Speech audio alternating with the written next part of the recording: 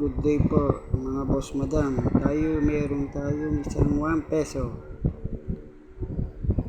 Dr. Cesar na 2003. At may die 1 at die 2, die 3. At meron siyang common uncirculated po ang isang salamin. Ngayon meron siyang 2003 na non-magnetic at magnetic. Kaya itong mga 1 peso nito, hanapin natin kung sino ang non-magnetic po yan.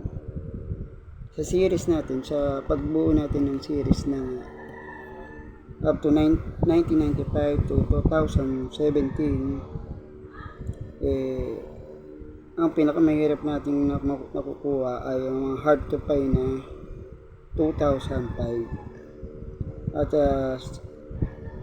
ang pangalawa na semi hard to find ay 2006 at 2008. Mas medyo marami pa ang 2007 na nakita nyo sa unang video ko sa ngayon. Subukan natin ngayon kung ano yung mga frosted die 1, die 2 and die 3. Ngayon, tignan natin itong isa. Ito, frosted die 1 to. Closer natin yun. Tsaka yung sa likod, hindi siya gano. Sharp lang siya meron.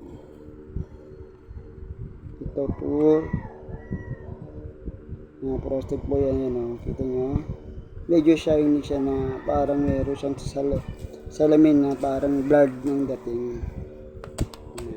Dahil sa lahat ng may makikita ganito, ito mahirap na rin po umikot sa circulator natin sa ating mga tindahan, o makikita lang to sa ating mga kolektor minsan. Kaya kayo kung mumulekta ng ganito, tago nyo na, dahil kasi napakahirap, bihirang-bihira na po ngayon na magkaroon ganitong 2003 na kung gusto nyo mag-molekta ng ganitong barya.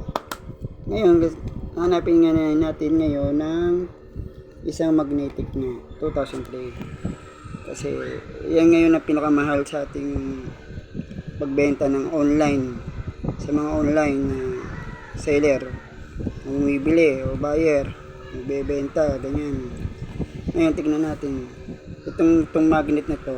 Ayan, sasample lang ko kung sino sa kanilang magnetic at non-magnetic, Susulan natin sa una. Wala. Pangalawa, ayun, isa. Magnetic. Tingnan natin pangalawa. Ayun, magnetic din.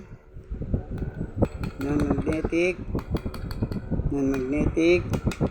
Magnetic. Tatlo na po. 4. Magnetic po yan. Non-magnetic. 5. Magnetic.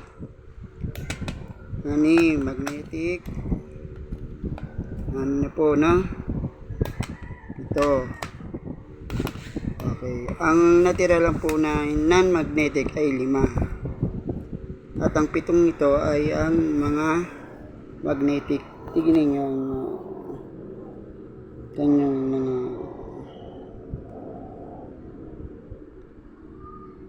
yan, 2003, yan, closer, yan, para makita nyo talagang 2003 yan. Yan, may haba 1,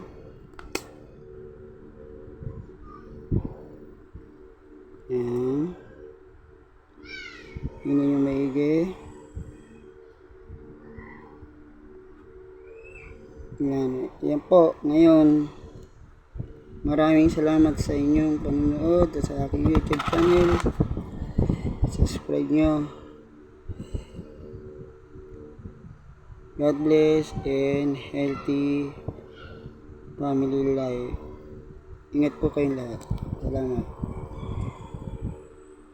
Thank you.